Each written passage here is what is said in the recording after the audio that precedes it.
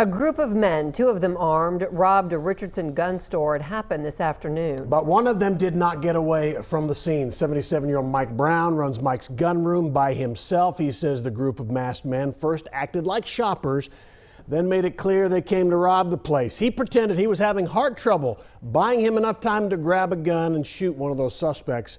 Fox 4's David Santandri spoke with him this evening and has the story. David. Yes, Stephen, Heather, there is a sign on the front window here at Mike's gun room that says masks are required for customers entering inside. So when three men walked inside earlier today, the owner, Mike, at first did not think too much about it. But he says after a few moments went by, he realized that these customers really didn't know a whole lot about guns and had no idea what they were talking about when it came to guns. A few moments later, these men who were using masks to conceal their identities robbed him at gunpoint. He says, get down on the floor, get down. Another guy came around here with a gun. It's a scenario Mike Brown has played out inside his mind for the 26 years he's owned a gun store, but Wednesday was the first time he says it happened. The other two guys started with bags, raking guns out of the counter. Brown says three men came into his store, Mike's gun room in Richardson. At first, they seemed like they were shopping. Then their actions changed.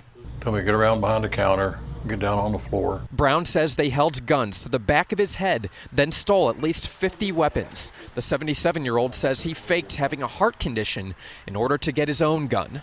I got a heart condition and I need to get to my pills. Brown says the men started to leave by the time he grabbed his gun, so he pointed it at the only person still inside. I told him to stop.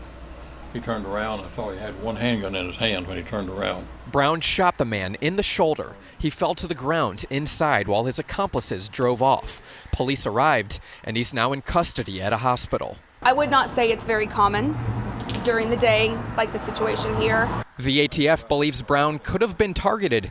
Agents are concerned about where those stolen guns might end up. They are known to end up in hands of those who might commit violent crime. Richardson police are searching for at least 3 other people involved. They may be driving a Chevy Impala with a paper license plate. I'm sorry I had to shoot somebody, but better than plan B.